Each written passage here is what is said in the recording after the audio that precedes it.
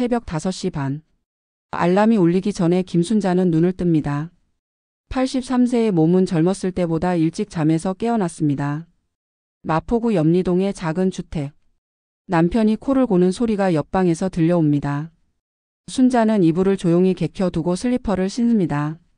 바닥에 떨어진 양말 한 짝을 주워 들고 거실로 나섰습니다.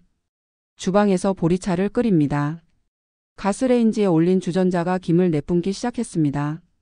창문 너머로 이른 아침의 동네가 보입니다. 골목길에는 아직 사람 그림자가 보이지 않습니다. 찻잔에 따뜻한 보리차를 따르고 식탁에 앉았습니다. 벽에 걸린 시계 바늘이 6시를 가리킵니다. 순자는 잔을 두 손으로 감싸 쥐고 천천히 한 모금 마셨습니다. 오늘도 좋은 하루가 되겠지. 혼잣말이 작은 주방에 울려 퍼집니다. 매일 아침의 다짐이었습니다.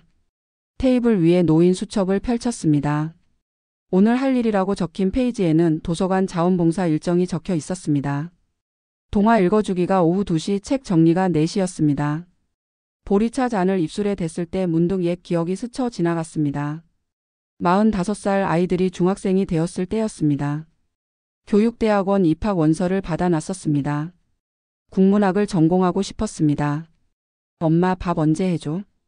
큰딸의 목소리가 귓가에 맴돌았습니다. 그때 순자는 원서를 서랍 깊숙이 넣어두었습니다. 가족이 먼저였습니다. 컵을 내려놓고 깊은 숨을 쉬었습니다. 아쉬움이 가슴 한켠을 스쳐 지나갔습니다. 하지만 후회는 아니었습니다. 그때는 그게 맞았어. 순자는 다시 혼잣말을 중얼거렸습니다. 과거는 바뀌지 않습니다. 중요한 것은 지금이었습니다. 보리가 거실에서 꼬리를 흔들며 다가왔습니다. 7년 된 믹스견이었습니다. 갈색 털에 흰 점이 가슴팍에 있었습니다. 보리야, 잘 잤니? 보리가 다리에 몸을 비볐습니다. 순자는 보리의 머리를 쓰다듬어 주었습니다. 따뜻한 털이 손바닥에 전해졌습니다. 시계는 7시를 넘어서고 있었습니다. 도서관에 가기 전에 장을 보러 가야 했습니다. 저녁 반찬을 준비해야 했습니다. 순자는 보리차 잔을 비우고 일어섰습니다. 설거지를 하며 창밖을 바라보았습니다. 동네에 하나둘 불빛이 켜지기 시작했습니다. 새로운 하루가 시작되고 있었습니다. 세수를 하고 옷을 갈아입었습니다. 검은색 바지에 베이지색 블라우스였습니다. 거울 속 자신을 바라보았습니다. 주름이 늘었지만 눈동자는 여전히 또렷했습니다. 오늘은 뭔가 특별한 일이 생길 것 같아. 근거 없는 예감이었습니다. 하지만 순자는 그런 느낌을 믿었습니다. 83년을 살아오며 터득한 지혜였습니다. 현관에서 가방을 메고 신발을 신었습니다. 보리가 따라 나서려 했습니다. 보리야, 엄마 금방 올게. 집 잘 지키고 있어. 문을 열고 나서기 전에 한 번 더 뒤돌아보았습니다. 30년을 살아온 집이었습니다. 작지만 따뜻한 보금자리였습니다. 골목길에 나서자 아침 공기가 뺨을 스쳤습니다. 시원했습니다. 순자는 천천히 걸음을 떼었습니다. 도서관까지는 걸어서 15분 거리였습니다. 걷다가 문득 멈춰 섰습니다. 길 건너편 카페에서 젊은 여자가 책을 읽고 있었습니다. 커피잔을 들고 무언가 열심히 적고 있었습니다. 저 나이에 나도 공부했다면 생각이 꼬리를 물었습니다. 하지만 순자는 고개를 저었습니다. 지금이라도 늦지 않았지. 다시 걸음을 옮겼습니다. 이번에는 더 힘차게 걸었습니다. 도서관에 가면 오늘도 새로운 이야기가 기다리고 있을 것입니다. 아이들의 웃음소리가 들려올 것입니다. 순자의 하루는 이제 막 시작되었습니다. 도서관에 도착했을 때는 9시였습니다. 유리문을 밀고 들어서자 책 냄새가 코끝을 스쳤습니다. 사서 김 선생님이 카운터에서 손을 흔들어 주었습니다. 순자 선생님, 오늘도 일찍 오셨네요. 네, 좋은 하루입니다. 순자는 미소를 지으며 인사했습니다. 이곳에 자원봉사를 온 지 2년째였습니다.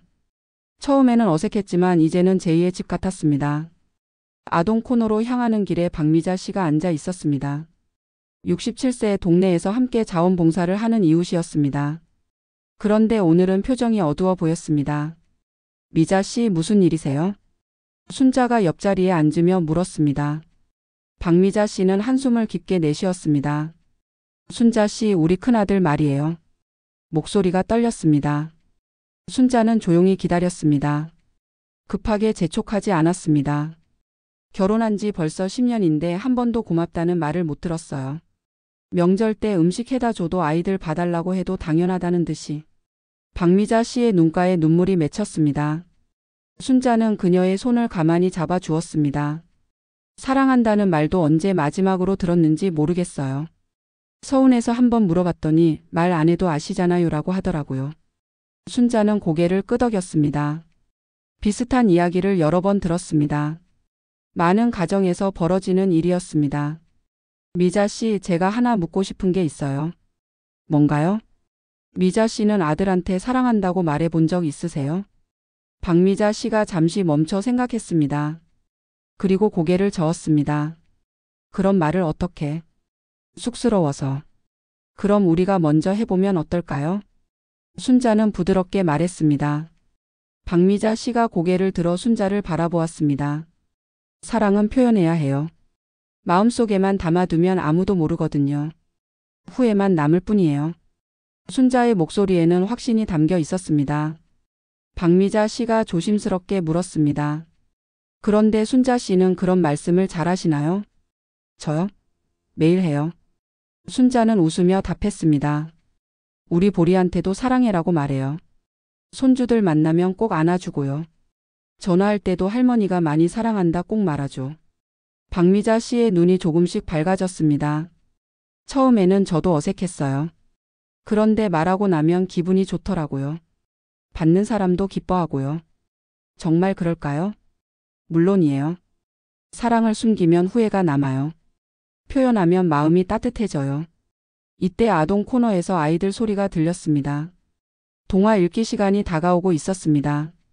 순자는 일어서며 말했습니다. 미자 씨, 오늘 집에 가면 아들한테 전화해 보세요. 고맙다부터 시작해 보세요. 박미자 씨가 고개를 끄덕였습니다. 하지만 여전히 걱정스러운 표정이었습니다. 그런데 갑자기 그러면 이상하게 생각하지 않을까요?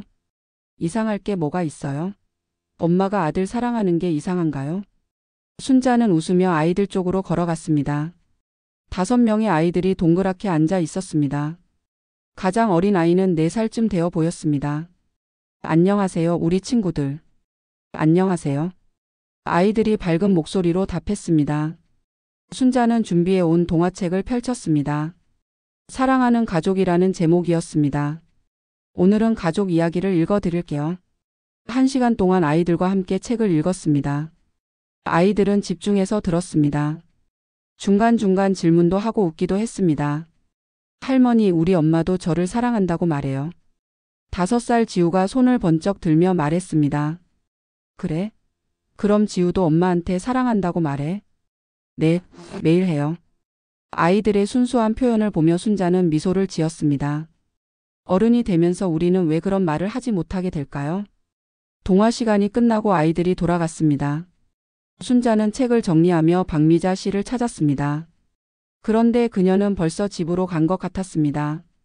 오후 4시 책 정리를 마치고 집으로 돌아가는 길이었습니다. 휴대전화가 울렸습니다. 박미자 씨였습니다. 여보세요? 순자 씨. 저예요, 미자예요. 목소리가 들뜬 것 같았습니다. 아들한테 전화했어요. 처음에는 목소리가 떨렸는데 어떻게 됐어요? 고맙다고 말했더니 갑자기 조용해지더라고요. 그러더니 엄마 저도 감사해요라고 하는 거예요. 순자는 미소를 지으며 들었습니다. 그래서 용기 내서 사랑한다고도 말했어요. 그랬더니 박미자 씨의 목소리가 울음 섞여 들렸습니다. 엄마 저도 사랑해요라고 하더라고요. 30년 만에 처음 들었어요. 순자는 가슴이 따뜻해졌습니다. 정말 잘했어요, 미자 씨. 순자 씨 덕분이에요. 정말 고마워요.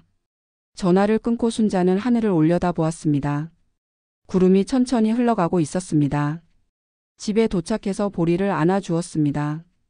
보리야, 엄마가 정말 사랑해. 보리가 꼬리를 흔들며 얼굴을 하랐습니다. 순자는 웃었습니다.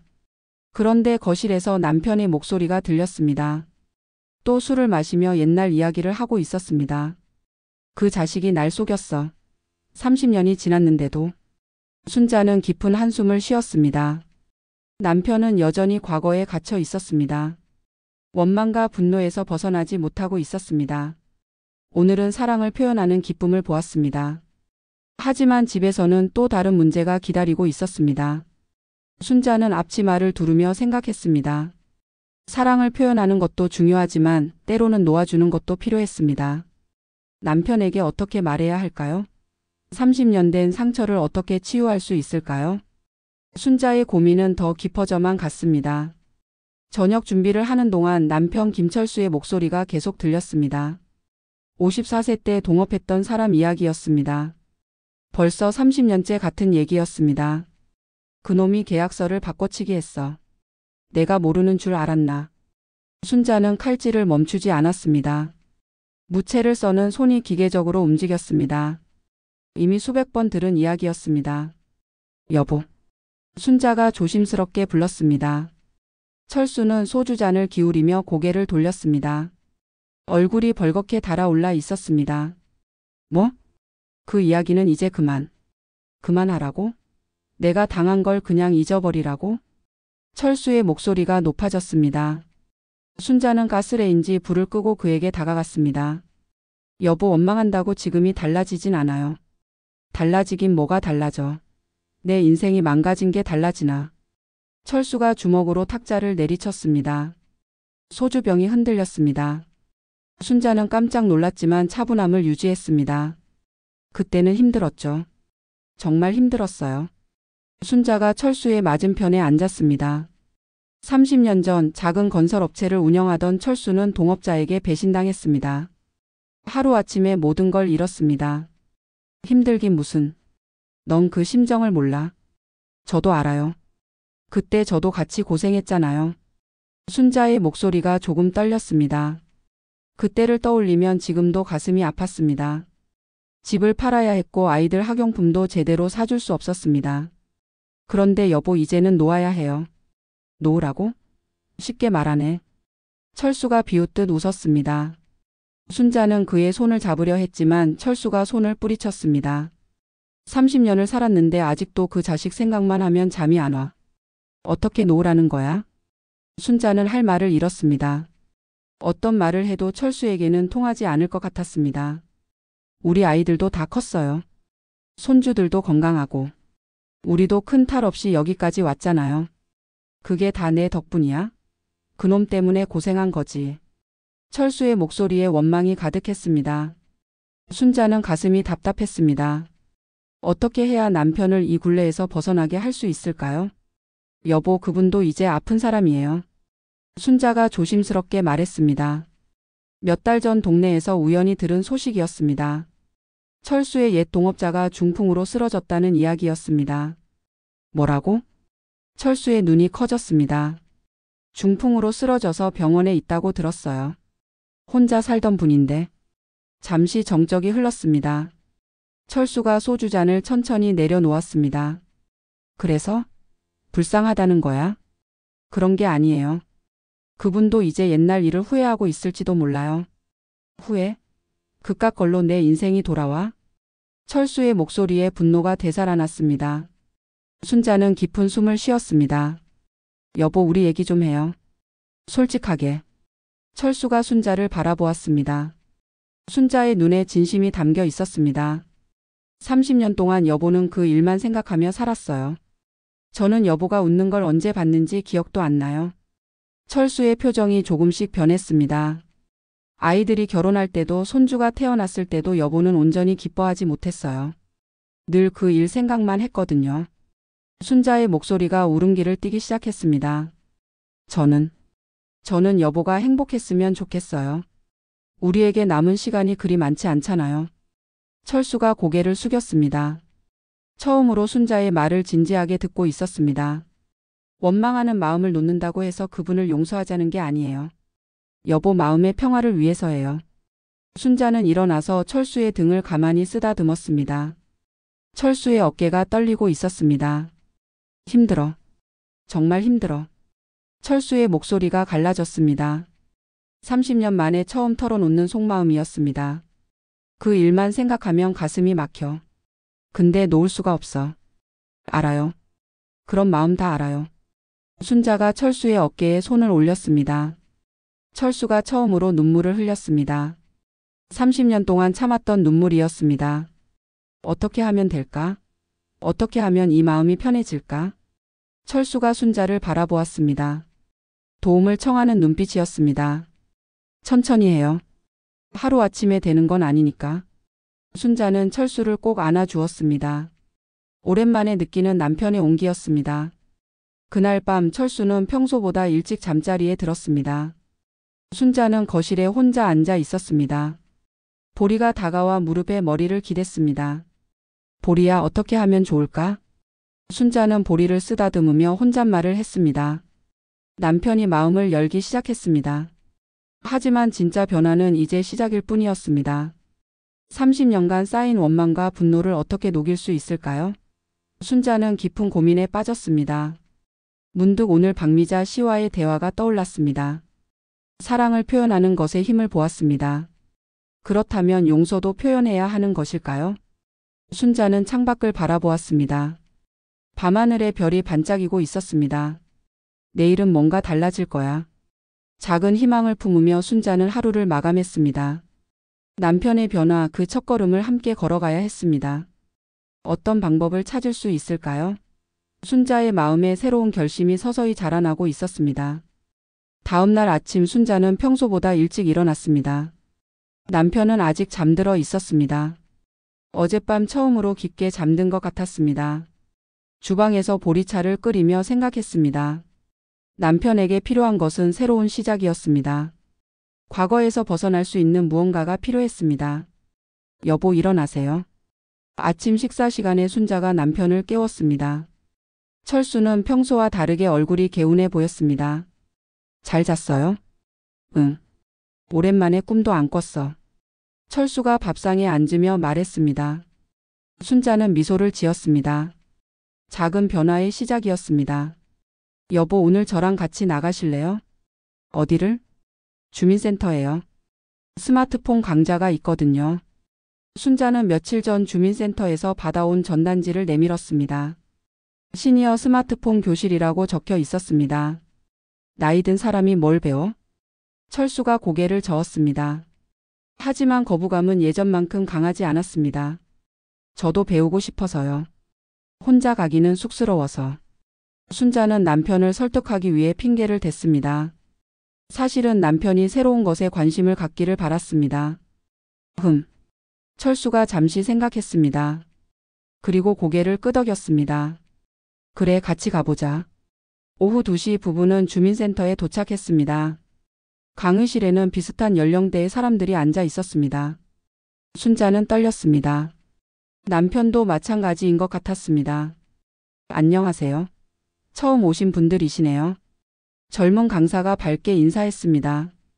순자와 철수는 뒷자리에 앉았습니다. 오늘은 기본적인 전화 걸기와 문자 보내기를 배워볼게요. 강의가 시작됐습니다. 순자는 스마트폰을 꺼내 들었습니다. 손이 조금 떨렸습니다. 83세의 손가락에는 작은 버튼들이 어려웠습니다. 할머니, 이렇게 누르시면 돼요. 옆에 앉은 할머니가 도와주었습니다. 순자는 고맙다며 웃었습니다. 철수는 처음에 시큰둥했습니다. 하지만 점차 집중하기 시작했습니다.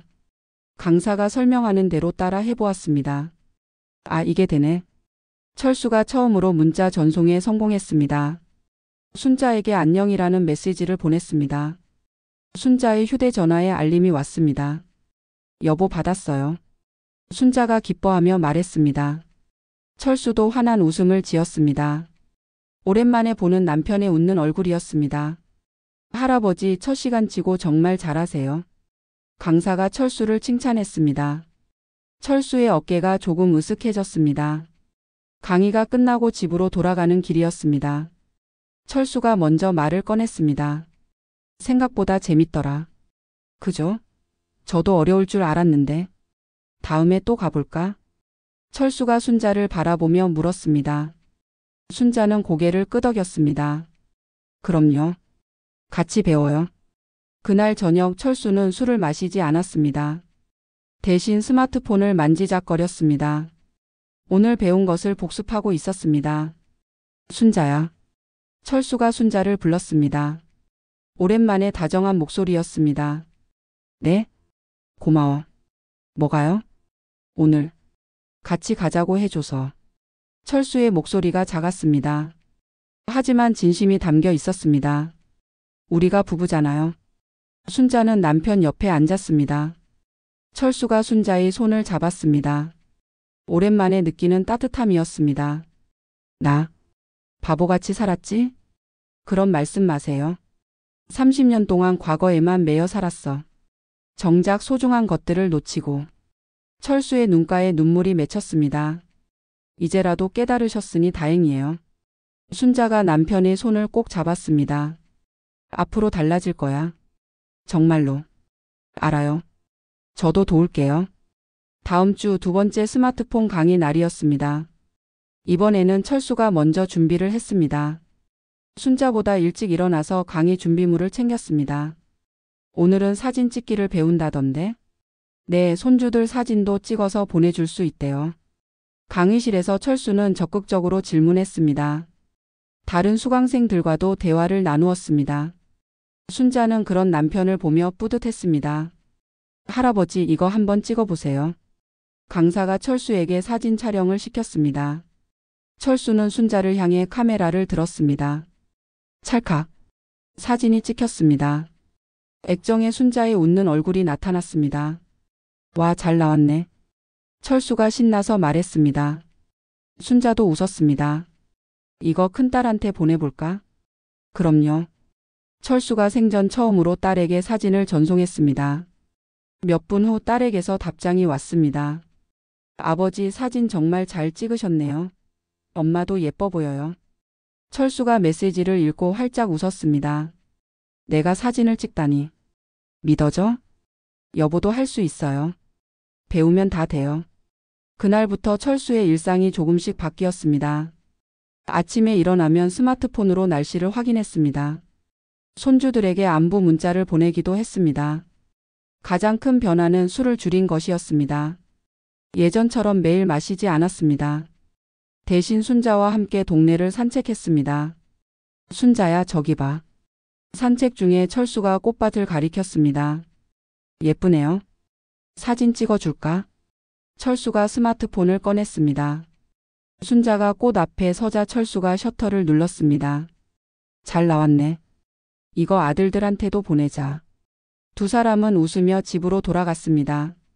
한 달 후 스마트폰 강좌가 끝났습니다. 수료식 날 철수는 감사 인사를 했습니다. 덕분에 새로운 세상을 알게 됐습니다. 강사가 박수를 쳤습니다. 다른 수강생들도 함께 박수를 쳤습니다. 집으로 돌아오는 길 철수가 말했습니다. 다른 것도 배워볼까? 뭘요? 글쎄, 컴퓨터? 아니면 영어? 순자는 깜짝 놀랐습니다. 남편이 이렇게 적극적인 모습을 보인 것은 처음이었습니다. 좋아요. 같이 배워요. 그래, 우리 나이에 뭐 못 배우겠어? 철수의 목소리에 자신감이 넘쳤습니다. 30년 만에 찾은 생활의 활력이었습니다. 그날 밤 순자는 일기를 썼습니다. 오늘 남편이 웃었다. 정말 오랜만이다. 새로운 것을 배우는 기쁨을 함께 나눌 수 있어서 행복하다. 창밖으로 달빛이 들어왔습니다. 내일은 또 어떤 새로운 배움이 기다리고 있을까요? 순자는 설레는 마음으로 하루를 마감했습니다. 석 달이 흘렀습니다. 도서관 자원봉사를 마치고 돌아오는 길에 순자는 박미자 씨를 만났습니다. 순자 씨, 요즘 얼굴이 너무 밝아 보여요. 그래요? 별일 없는데? 순자는 웃으며 답했습니다. 사실 요즘 마음이 한결 가벼웠습니다. 저희 남편이 많이 달라졌어요. 술도 줄이고 웃기도 하고. 정말요? 다행이네요. 순자 씨 덕분이에요. 그때 말씀해 주신 게. 박미자 씨가 고개를 끄덕였습니다. 순자는 손사래를 쳤습니다. 아니에요. 우리 남편이 스스로 변한 거죠. 집에 도착하니 철수가 거실에서 컴퓨터를 보고 있었습니다. 지난달부터 시작한 컴퓨터 강의 숙제를 하고 있었습니다. 여보, 뭐 하세요? 아, 왔어? 인터넷으로 옛날 사진을 찾고 있어. 철수가 화면을 가리켰습니다. 30년 전 가족 여행 사진이었습니다. 이거 봐. 애들이 정말 어렸네. 순자가 의자를 가져다 앉았습니다. 화면 속에는 젊은 시절의 가족이 있었습니다. 그때는 힘들었지만 행복했네. 철수의 목소리가 잔잔했습니다. 예전 같으면 그 시절을 떠올리며 괴로워했을 텐데 이제는 다른 감정이었습니다. 우리 정말 열심히 살았어요. 그래. 후회는 없어. 철수가 순자의 손을 잡았습니다. 거칠어진 손이지만 따뜻했습니다. 다음 날 오후 도서관에서 박 여사가 하소연을 했습니다. 순자 씨, 우리 아들이 너무 무심해요. 전화도 안 하고. 70대 박 여사는 늘 자식들 이야기로 속상해했습니다. 어떻게 무심한가요? 명절에도 안 오려고 하고 용돈도 안 드리고. 내가 뭘 잘못했나 싶어서. 순자는 박 여사의 이야기를 조용히 들었습니다. 박 여사님, 제가 하나 물어봐도 될까요? 그럼요. 아드님한테 뭘 바라세요? 박 여사가 잠시 생각했습니다. 자주 안부도 물어봤으면 하고 좀 더 신경 써줬으면.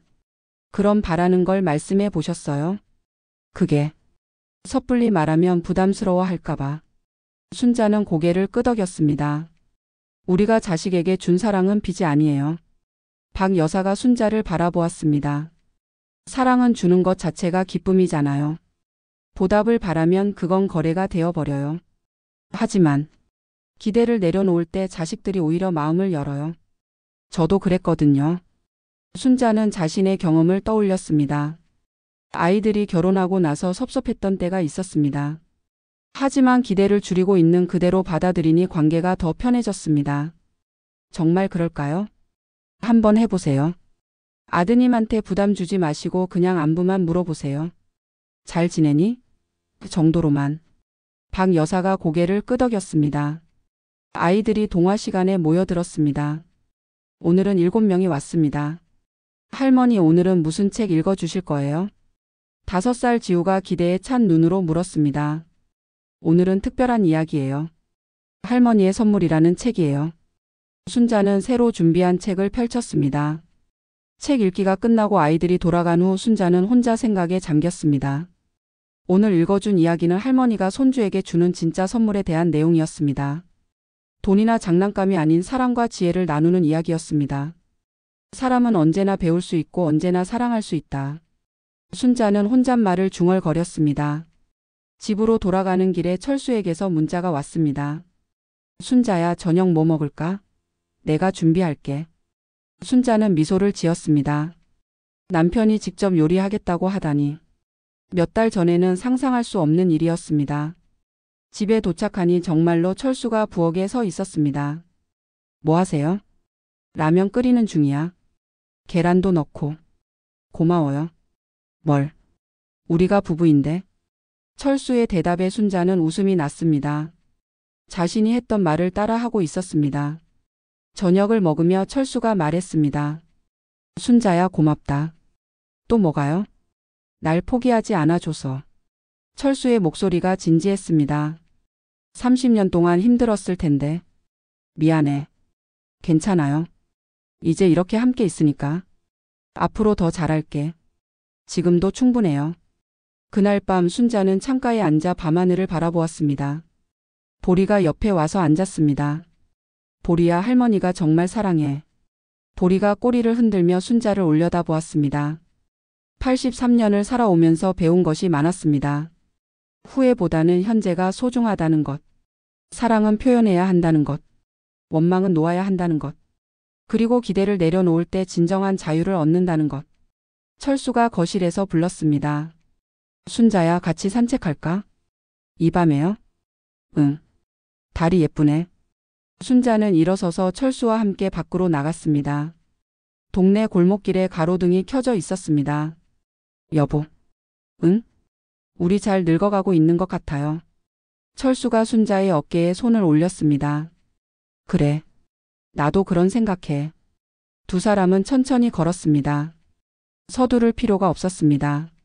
내일은 뭐 할까? 글쎄요. 뭐든 좋을 것 같아요. 순자는 남편과 함께하는 미래가 기대되었습니다. 오래 기다려온 평화로운 시간이었습니다. 밤 공기가 시원했습니다. 두 사람의 그림자가 가로등 불빛 아래 길게 드리워졌습니다. 새로운 내일이 기다리고 있었습니다.